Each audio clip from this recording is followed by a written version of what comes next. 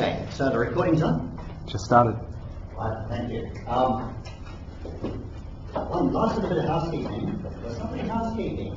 It's actually about these units. As Mark says, go onto the Facebook, be aware of it. Later on, we'll be giving you a Google Plus site, Integrated Human Studies, that some of you might want to join too. Because the real issue about these units is not just the little unit you do, you pass, you score, you get tick, that's marvellous, you do it further towards a degree.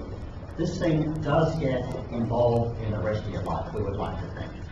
It also means you're extending beyond this classroom. For instance, this morning I asked our 111 class, global warming.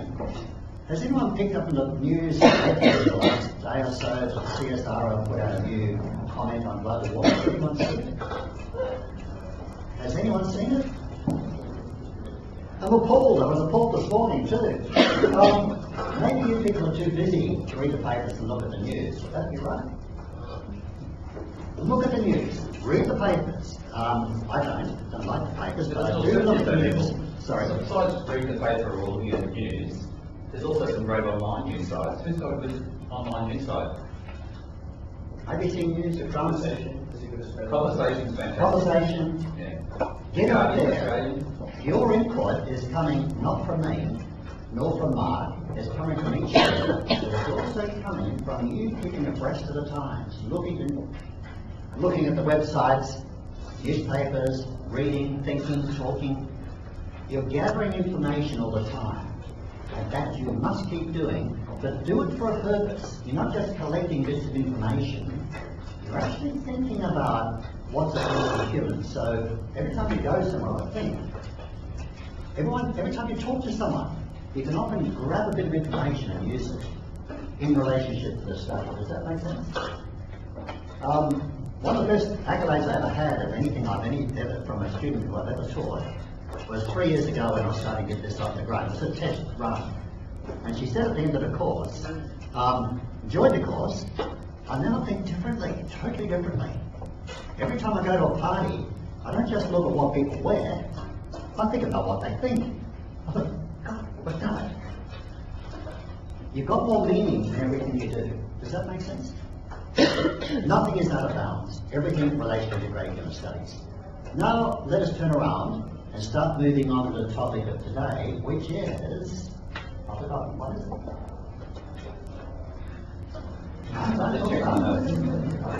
Look, it should be burning in your mind. Sorry. Humans rational. That was only part of the story. But it's a story you'll be taking up. And why did I ask that question? Any ideas?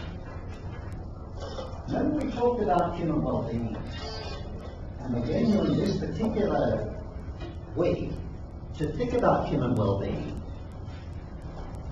Are you an Australian? Right. Do you realise you're probably amongst the most privileged community in this world? You're one of the richest, if not the richest, and for 3 years in a row, the world has judged Australia as being almost top of the stakes in development. Aren't we lucky? We're not normal. 24 million of us are living in a phenomenally good situation, phenomenally good. And the danger is we think that's normal. It is not. We are incredibly privileged, incredibly privileged. So you've got to get a hold of that. Then in this topic, we have to be spending a bit of time thinking about other peoples in this world. How many people did we say live in the world? 7 million. Okay, never look at it's in your mind. And there are certain facts you should remember like that. 7 billion minus 23 million.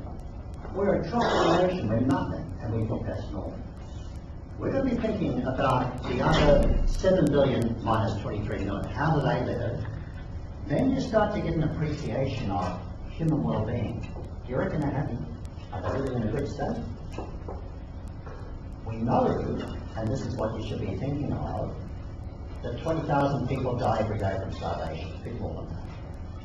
We know that 1.2 billion live on about $2 a day, which we can't even understand. We certainly couldn't in this country, but 1 billion people. We want you to think about those things. We want you to think about what you actually need to be in a state of well-being. So this talk, or today, we want you to be discussing, we know much of the world's in deep trouble. We know we're not.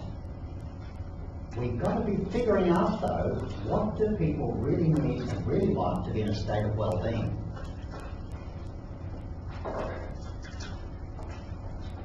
What do you need to be in a state of well-being? What gives you the joy? What makes you happy? Food. And you're lucky, you've got plenty of it. You're not going to starve. What do you want? Education, my God, that's a very one. You're definitely not an Australian. We were very anti-education. We still are a little bit, but we're changing. Okay, education. Right. Fine. Okay, the billion people need education. Yeah, sorry. So education is a fundamental that you might want to talk about. I suspect that to me is the key. But nonetheless, friends or family, social relationships. Now, I can be very poor and have good social relationships, and I can be very rich and have bad ones. And could it be that in Australia we may have the highest standard of living, but we may not have quite that coherence and enjoyment of life, that really sense of well-being? I warned Mark I was going to come up with an anecdote. Once you get too far back, I can't. To me, it's nothing. You live in a house? How many toilets do you have in your house? 2. 2? Do you use them both at once? Only 1, 2. Are they inside or outside? They are both inside. Bloody hell. When I was a little boy, even when I was about 15, we had one toilet that was outside, 50 metres you had to get to in the rain. And me and my sister used to have to empty it once every 2 weeks. Didn't question, it was normal. Were we in a state of well-being? Yeah, of course we were. Good family, lots of things going for us. If I took away one of your toilets, how would you feel? Really care. If I took away both and you had to go out back in with spiders. They really enjoyed that. Right. What are we getting at here? A lot of the things we take absolutely for granted is rubbish. Does anyone come from a developing country where you haven't got all umpteen toilets in the one place? No one. You've all got toilets. You've all got cars. You've all got iPhones, pads, everything. Right. Do you need them? Is that what we're talking about with well-being? I don't know. That's for you to think about. What are the fundamentals?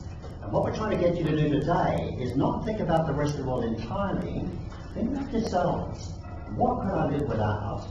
What do I really, really, really want? And have I actually got it? Am I happy? Not just happy, jolly, but sort of happy at ease with myself and enjoyment of life. I love waking up in the morning and greeting the day. Type happiness. Does that make sense? Now, we all know that if you've got no toilets and you're in abject poverty, haven't got enough to eat, pretty certainly you're going to be not happy. We also know that 1 billion people are unhappy with $2 a day. We also know that there are myriads of people living in war-strife areas. They're unhappy. Has to be.